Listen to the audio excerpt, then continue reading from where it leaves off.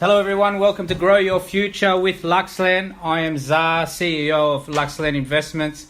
I'm joined today by Mark and Jade. How are you guys? Very well, how are you? It was a special day yesterday, Mark. It was. What happened yesterday? I'm getting old now, as I've been told all day. How old did you turn? 29, as I was reminded many times today as well. But, You're getting on. Good. You're getting on. Good. A lot's happened in the last year, so... Very happy birthday. Happy Thank you very birthday. much. Yeah, thank you. One more year and you're dirty 30. Yes, we can look forward to that, can't we? So what are we talking about today, old man? So today we're talking about focus, which is something you guys are very good at doing in many different respects. So just to give everyone a bit of a background, everyone thinks, we all understand what focus means, but to give you a dictionary definition, it's the centre of interest or activity, or the state or quality of having or producing clear visual definition. Zar, how do you focus?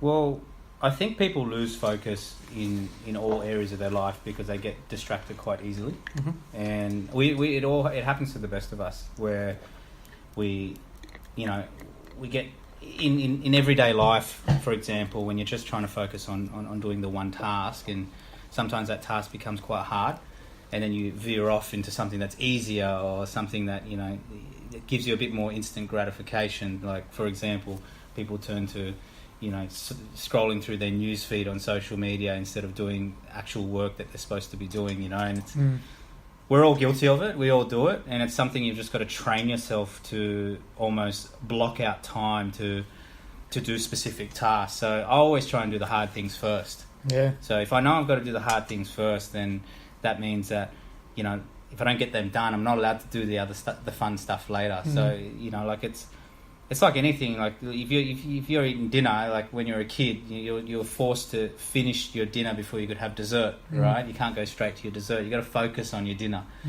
So it's the same thing when it comes to business and life. Yeah, you would definitely find it hard as well, Jade, where you're balancing a lot of different bits and pieces together in regards to your profession, to stay focused and continue driving a team forward. How do you do it? I think focus is the number one thing that you need to have. I think if you don't have that, then there's no way. Look, for example, someone like myself, I have such a busy schedule every single day of the week, Monday to Sunday and Monday to Saturday. And if I didn't have that focus or the tenacity or the ability to just to focus on or stay in your lane, then I do not think I'd be able to get through my week, to be honest with you. Yeah, definitely. I think it's imperative to keep progressing forward. Absolutely. I've got a few different bits and pieces written down here. 8 steps on how to remain focused, which is something you've taught me a lot, Zara, and Jade, you've definitely helped me with as well. And I'll give you a rundown on the quick 8 steps. It's write out your goals, create a mission statement, become an effective manager of your time, develop milestones towards your goals, meticulously construct and follow a plan, analyse your progress on a daily basis, avoid procrastination, and implement motivational techniques. So You got the recipe there, Mark? yeah, I mean, when you think of it like that, it's basically the recipe for success. Yeah, 100%. Looking at that, you go, it is easier looking at it like that. But how many people actually followed those steps? Oh, that's right. You know what I mean? They like to think that they do. People always, it's the same, it's the taking action thing that we spoke about last week, having that ability to actually do it. Like, it's nice to have things written down and go, this is how we got to do things, but if you can't execute on those steps, you're not really focused, are you? Well, I look at these steps and think, there are some things on here that I don't even do sometimes. I'm guilty of it. Everyone's guilty of not doing things perfectly, right? And, developing milestones towards your goals and all of that sort of thing. Like, for example, I find it hard to celebrate my small wins because I'm so focused on the big wins, right? So those little things there, like, it's really important to celebrate those little wins, to give you a little bit of motivation. And it's almost like a reminder of that you're doing the right thing.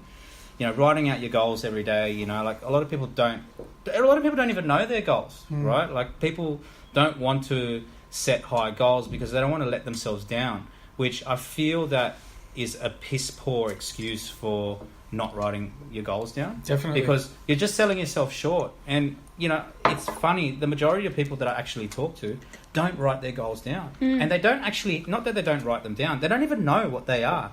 They don't have any defined goals. You know, here it says producing clear visual definition. So, you know, for example, people don't have that vision.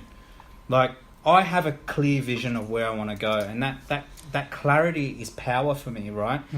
I'm so confident that I'm going to hit that vision and reach that destination because I have a clear-cut plan to get there. But people that don't have a vision, like Arnold Schwarzenegger says it, I remember he says it in a motivational video. He says, it's like a pilot in a plane without a destination. He's flying in the air aimlessly, not knowing where to go, and without a destination, without a vision, then you know you don't reach a point of satisfaction.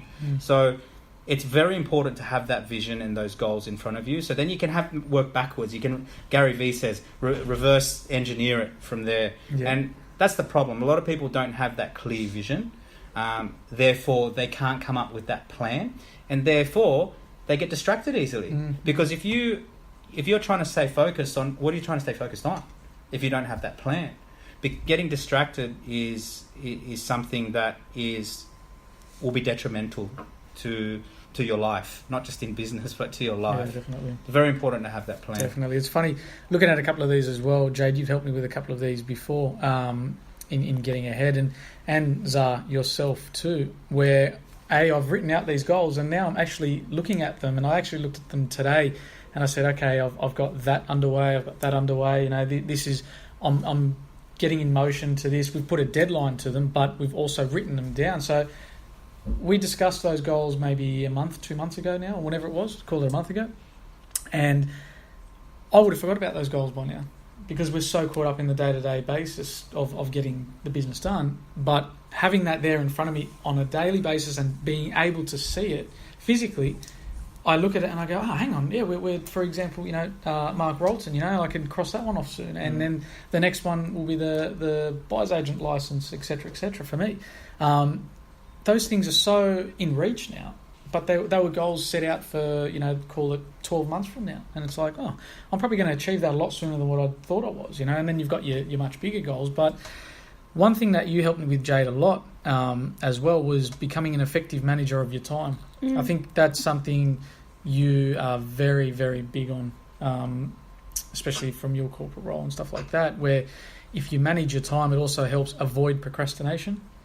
And I feel that's helped for me. So I think there are many times where I'm going to be really open and honest. There are days when I would just wake up and know that it's 6 a.m. or 5:45, and I'm laying there and I'm like, I'm not finishing till probably 11 tonight when I really switch off. The only way I'm going to get through the day and progress and kick goals is just to focus and to be a manager of my time. So exactly, and managing your own time, you're not going to procrastinate. That's not even going to be a word for you. I think there are things that happen throughout the day and throughout the week and throughout the year that you can't control and that you have absolutely no control over. But it's up to you to whip back into shape really fast and get back on the bandwagon and just focus on bigger picture.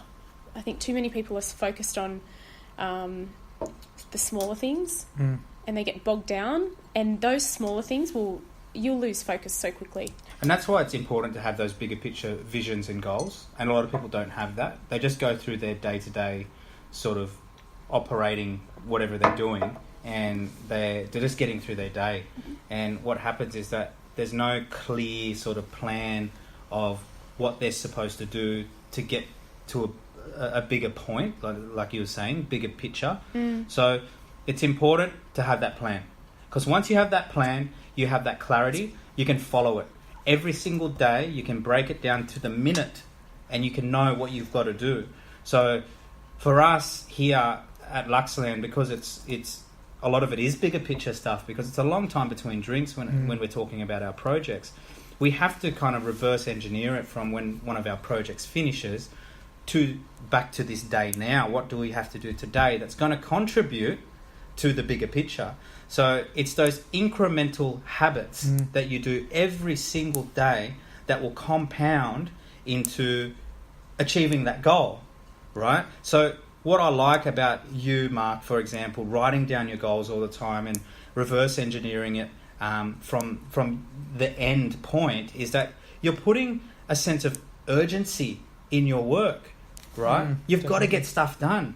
You're putting yourself under pressure. And a lot of people think, oh, well, I don't want to put myself under pressure, because people look at pressure as a bad word. Pressure is a mad word. Like, it's a good word. You know what I mean? Like, we need to use it more. We need to put ourselves under pressure as much as we can so we can deal with that stress and keep pushing forward.